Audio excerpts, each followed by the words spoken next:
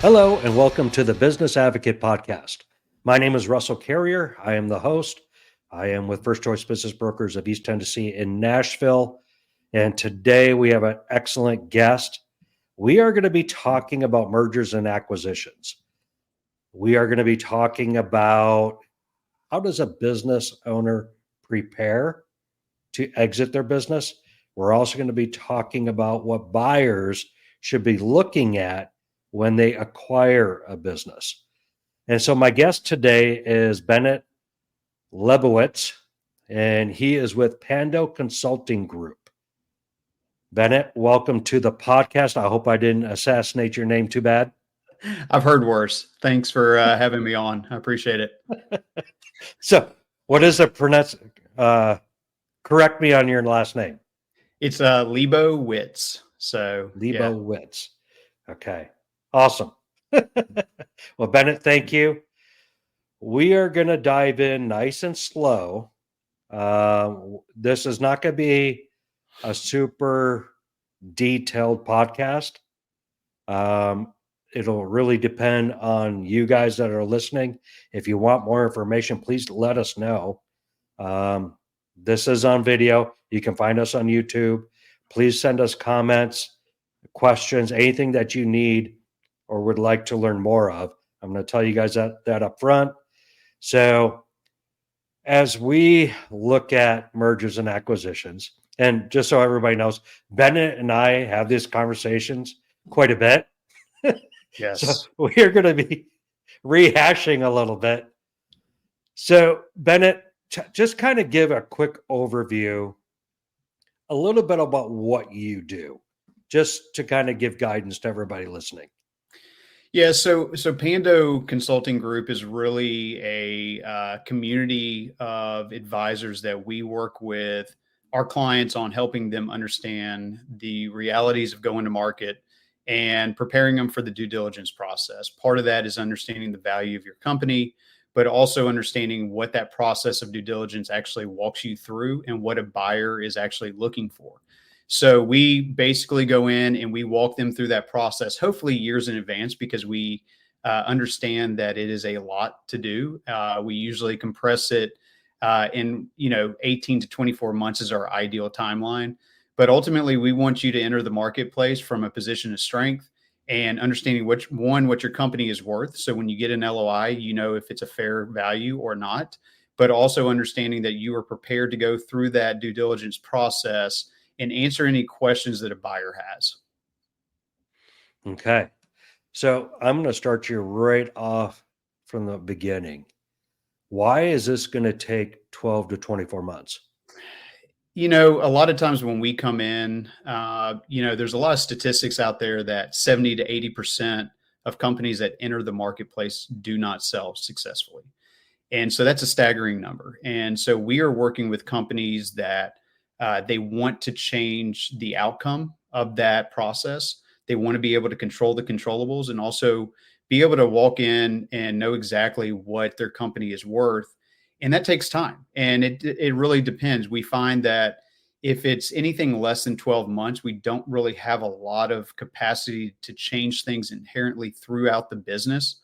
And that's ultimately what our process walks a client through, is looking at your financial and operational efficiencies and inefficiencies that are going to discount you at the time of sale. So in order to be able to actually get in there, understand what's going on, evaluate you, and then actually get things done, we understand that you're running a business day to day and that we can't just throw all of this on your plate at one time. It takes money, time, and energy to be able to implement these things.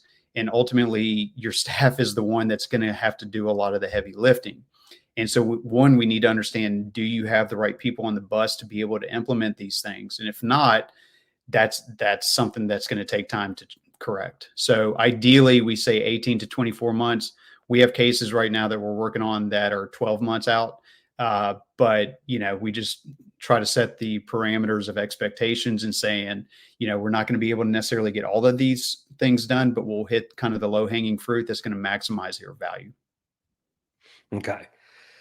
So when businesses, and we deal with this all the time as a brokerage, I get a call, I want to sell my business. Great. And we do provide valuations on businesses, and we start to dig in. And we find that the person may be ready to sell, but the business isn't.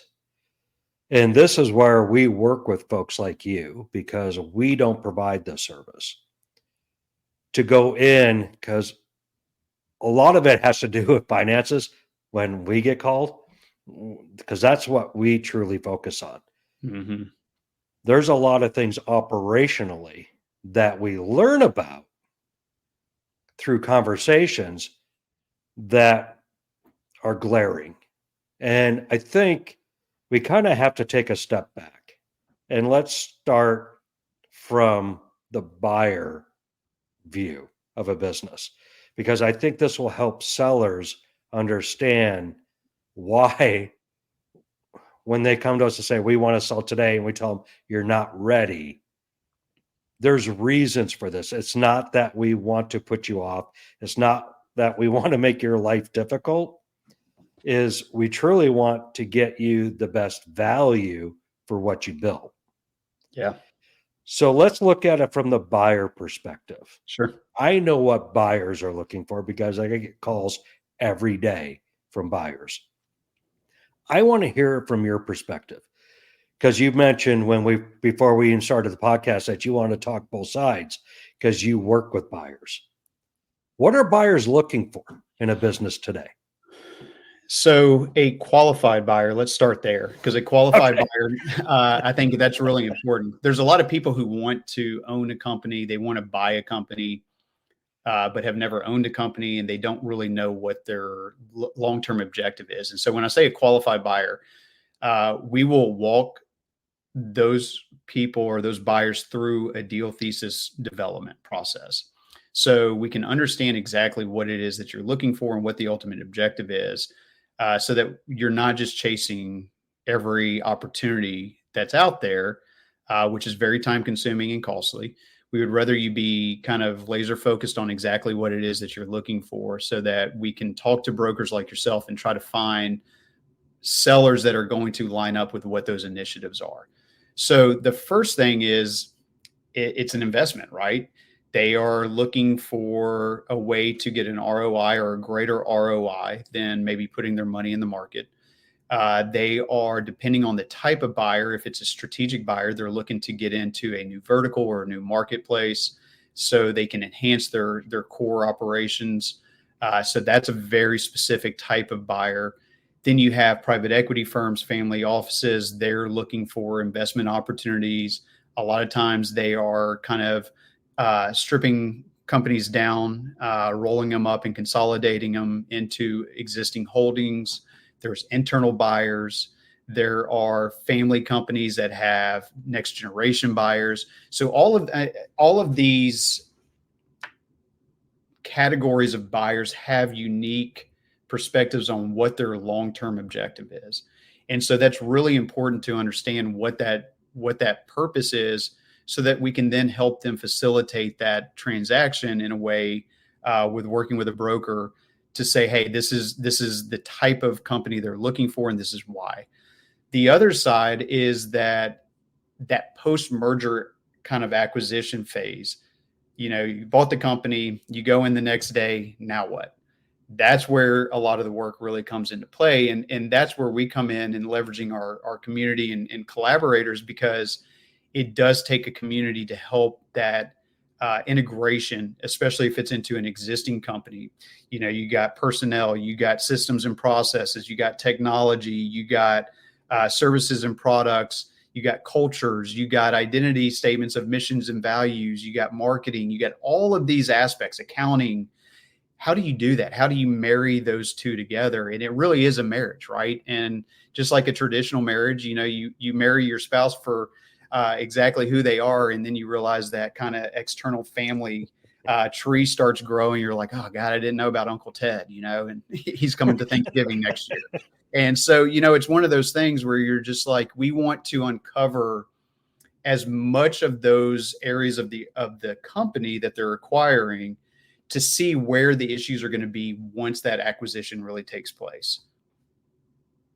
Okay. So a couple of things that I get asked all the time.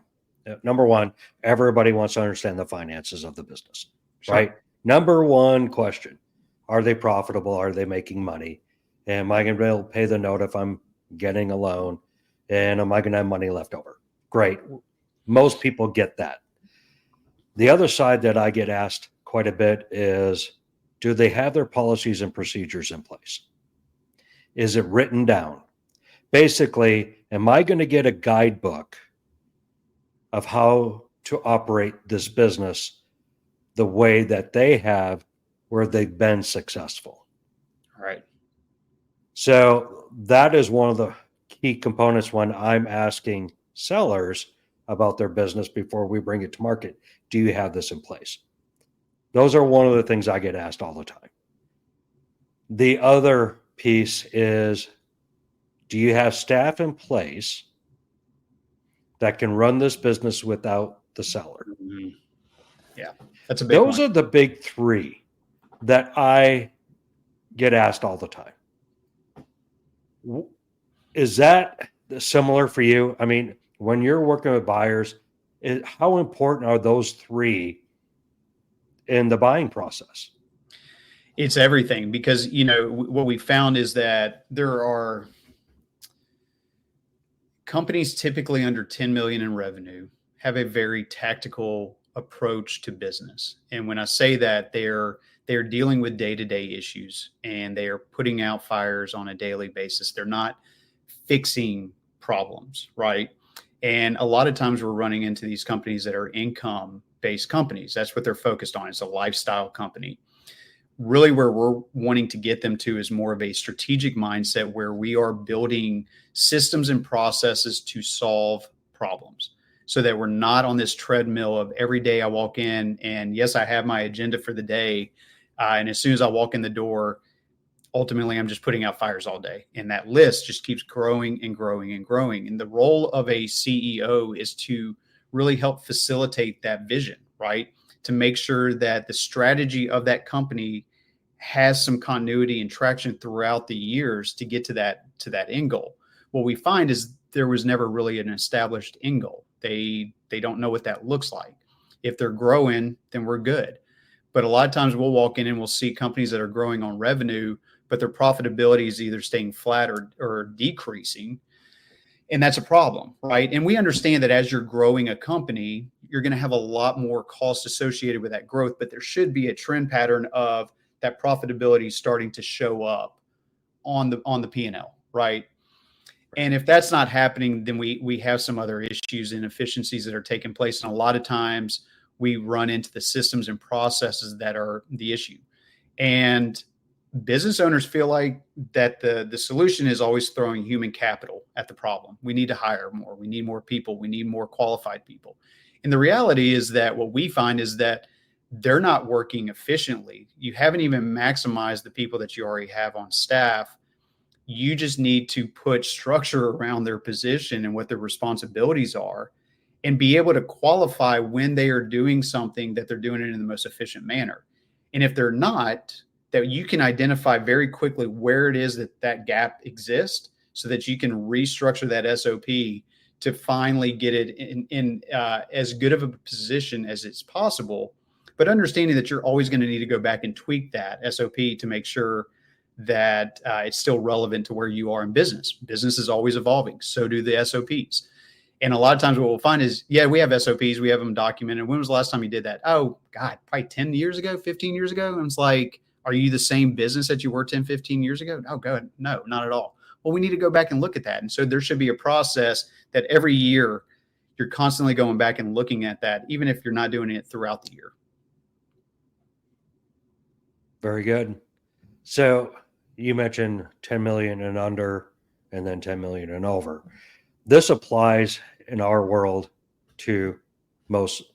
We try to get everybody on the same boat, even if they're $1 million business, a $2 million business, right? Even the smaller businesses that are out there, you still need to have all these SOPs in place.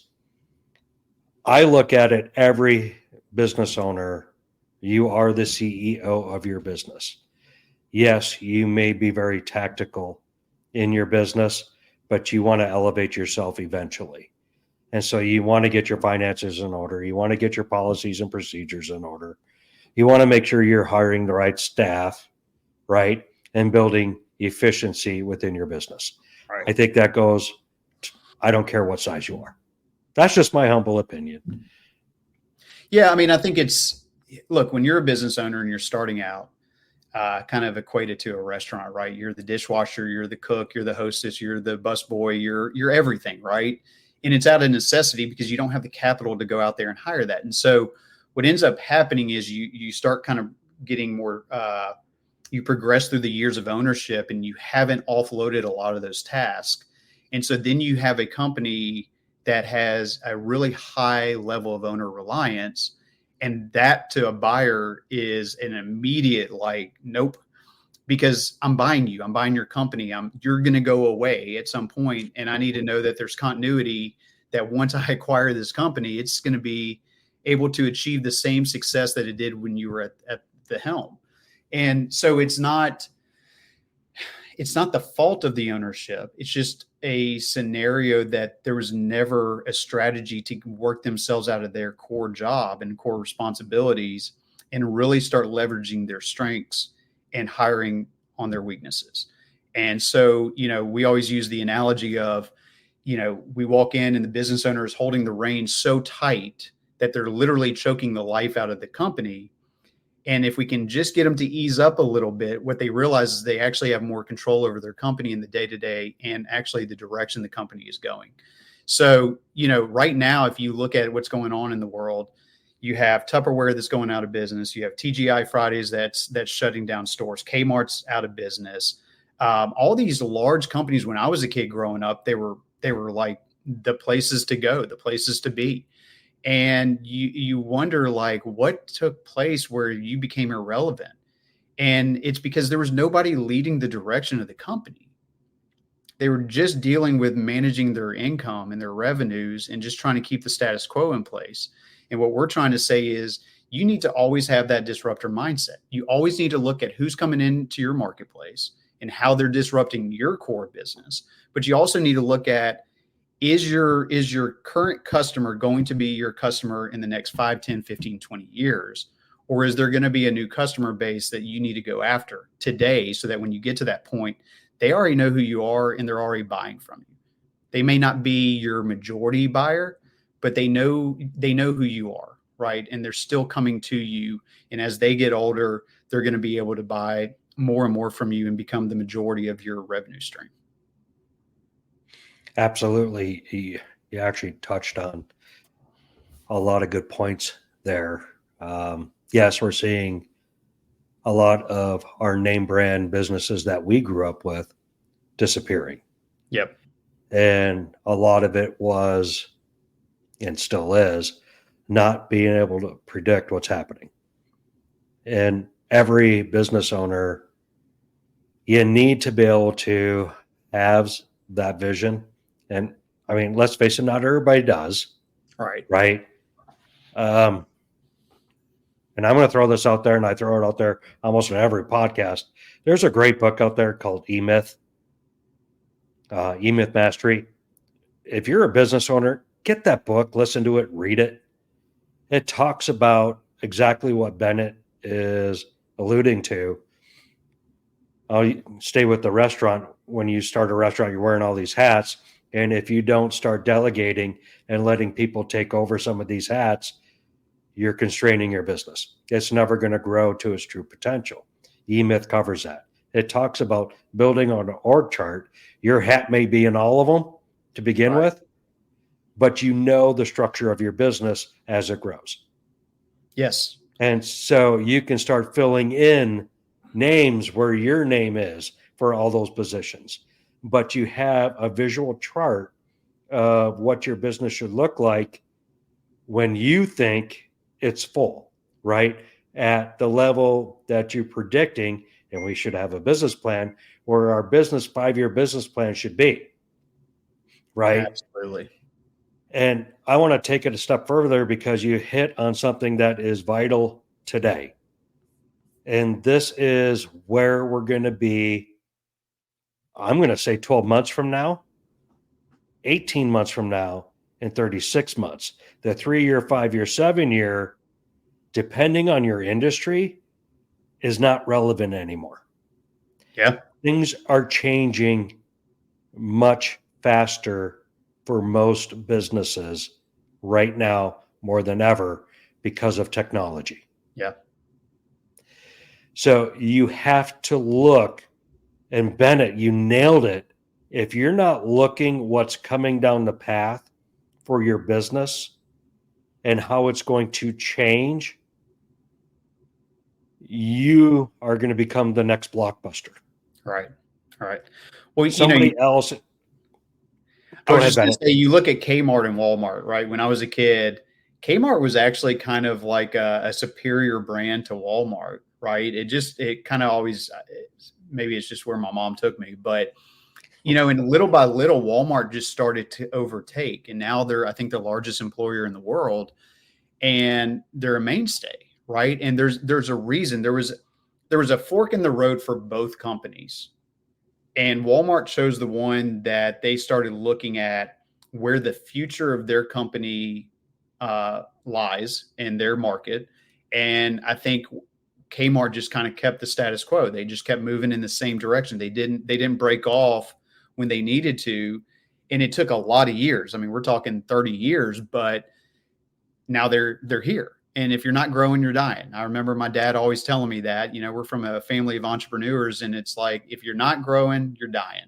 And that death may come decades down the road, but it will show up. It will rear its ugly head.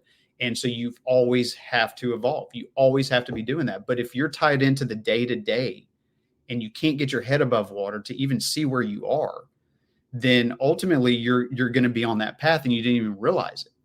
Yeah. And so what we're trying to do is say, hey, I don't care if you're going to sell in 6 months or 6 years. There's going to be a point where you're going to want to transfer your ownership in some capacity.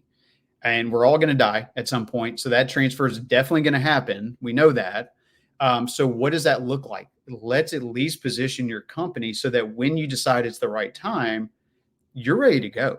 And you're that low-hanging fruit in the buyer's world instead of all the other 70 to 80% of the companies that are in distress, or they're selling out of pain, or whatever it is that they're going to market for. You're going to stand out. And we just want to change that narrative and help educate business owners around what that really looks like, and saying, hey, you can truly write the ending of your story and pass on that legacy to a new buyer and let them take that on. Absolutely. We have a saying, there are those who plan to sell, and then there are those who have to sell. Right. Okay? Yeah. Which do you want to be? And Bennett, you nailed it again. You keep saying all the right things here. That's why you're a guest. Even if you're not ready to sell today, eventually it's going to happen to everybody. Yep. Right? You're either going to sell your business, you're going to close your business, or you're going to pass it on. Yep. Those are your choices. And that's for every business out there. Yeah. So my family owns a 78-year-old company. We are partners. My brothers and I are third generation. And, it's one of those things that we're living it, right? My dad's about to be 85. We have good management, but we don't have strong leadership necessarily. We didn't do all the right things that we needed to do. And we're going to market now as we speak. And it's going to be really interesting. Are we going to be the 70 to 80%? Or are we going to be that 20% that did what we needed to do to really prepare to go to market? And I don't know. Have me on again and I'll let you know what the outcome is. But, the idea is that even though it's our family business and I have very little control in what we can and cannot do in that business right now, it's frustrating because it's a great legacy company. And, the business doesn't always have to be the legacy point. It can be the pathway to a new legacy, and having that liquidity event really can create, that new generational legacy that creates other opportunities, right? And to Right. me, that's a continuation, not really a dead end of that legacy. It's just a continuation that, my daughters will one day understand what that means. But, 2 generations from now, they probably won't even know the name of this company. And that is something that it's really sad, but there's just not a lot of companies that make it this long. And we need to be able to provide and have an enduring legacy for the next generation. And I think that's really the main motivation of why I do what I do, because I see the other side of it. We're living it on one side of the coin, and I'm trying to do something about it on the other side. So it's an interesting dynamic, but it's reality. Absolutely. And I mean, people sell for different reasons, Yeah. right? And the big trend right now, when people sell their business, especially if they owned it for 10, 20, 30 years, this is all they know in life. Mm-hmm. And they can't see beyond it. It becomes part of their identity, right? Well, exactly. I mean, it's something that you did for so long that if you don't have it, what are you going to do? Right. So there's a huge emotional portion to this that most people don't realize. And I don't think most people understand that when deals fall apart at the end, it's typically because it's an emotional decision, Mm-hmm. not a factual decision or a business decision. Yeah. And what we're seeing right now with people that have owned these businesses for these durations is they're not typically leaving the business anymore either. Right. The new trend is, and I'm going to use small numbers. Well, depending on who's listening, let's say it's a $10 million valuation on a business and it's going to sell for $10 million. They'll sell that business for $8 million. And they're going to retain 20% of the business so they can show up every day. Yeah, but a buyer doesn't want that. A Well, strategic buyers buyer doesn't. They want it to ensure they can get their ROI out of you. Because what you told me was, hey, this company's growing 15, 20% a year. And it's like, okay, well, put your money where your mouth is and we'll do an earnout for you. But I don't want you just showing up and disrupting what we're trying to build, because now that's a detractor from what we're trying to accomplish. Right. And that's a problem. How do you deal with that? So, number one, everybody decides what everybody's role is going to be in basically the new business.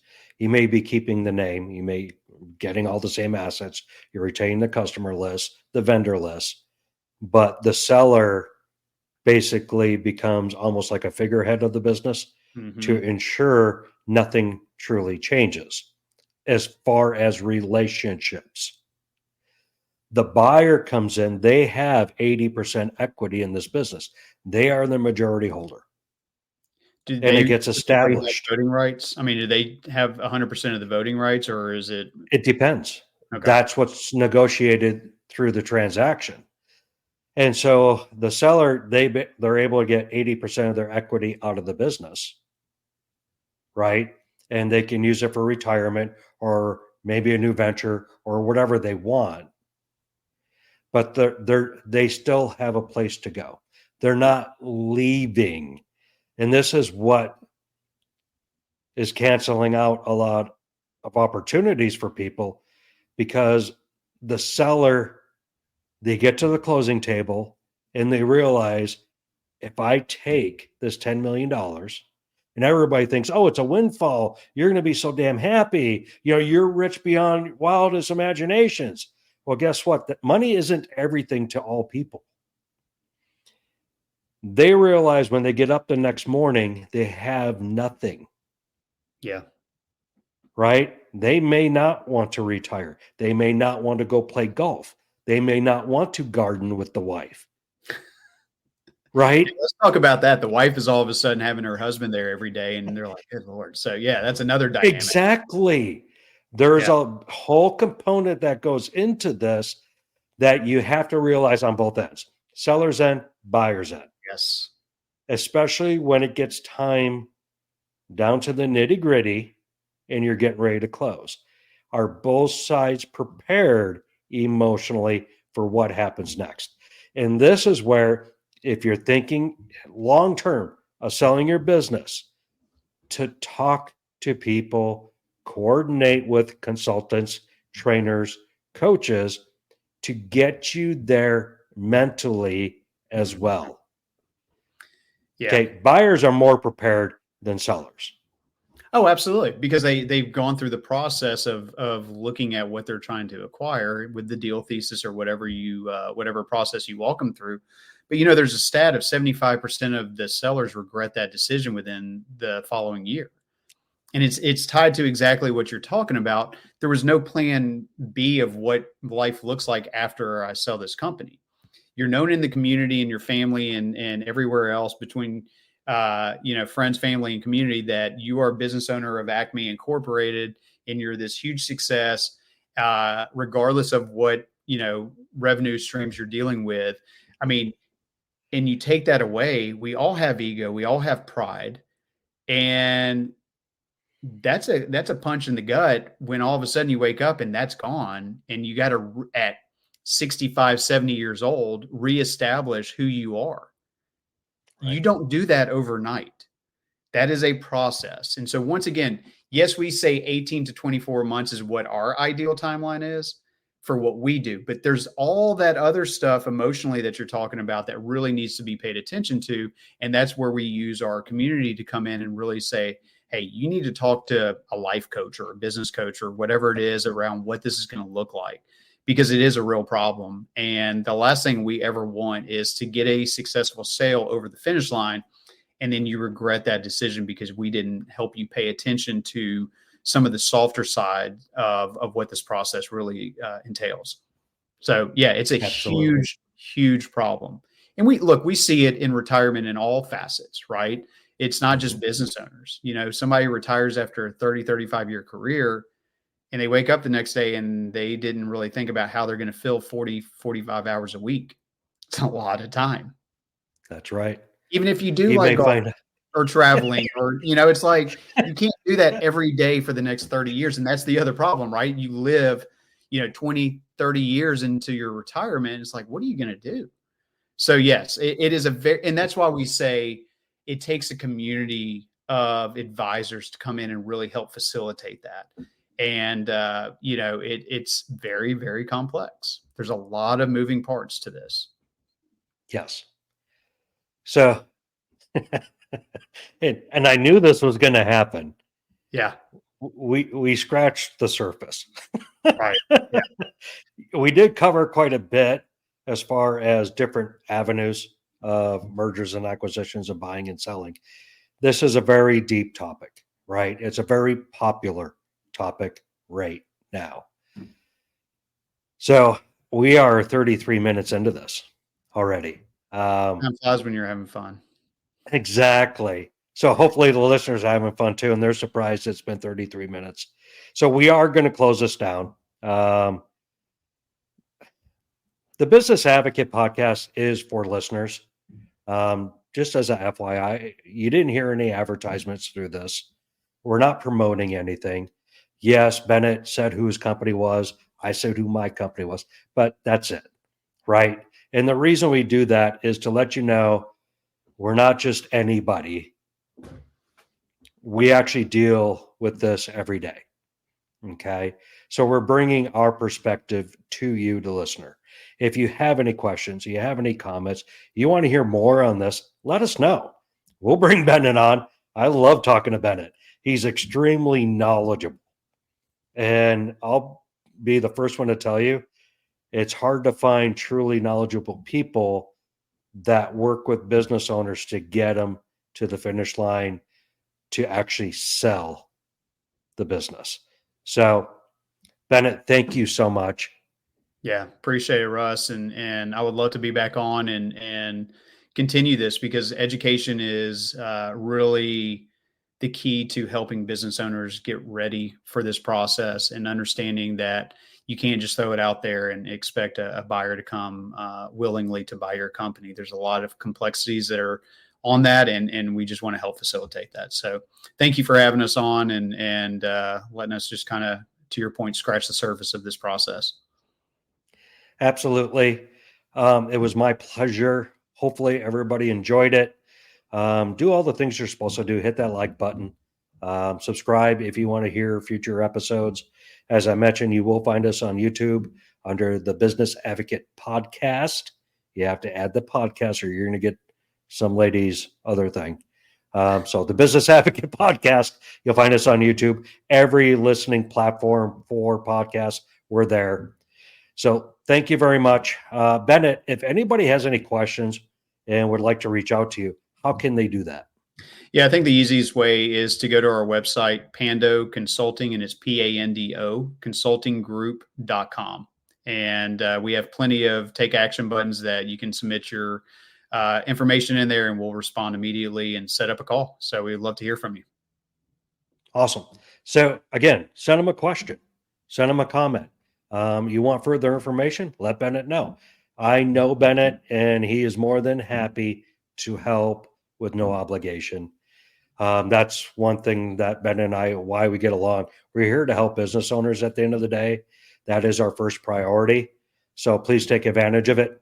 My name is Russell Carrier. I am the owner of First Choice Business Brokers of East Tennessee in Nashville. We thank you very much. Have a great day and stay tuned for the next episode.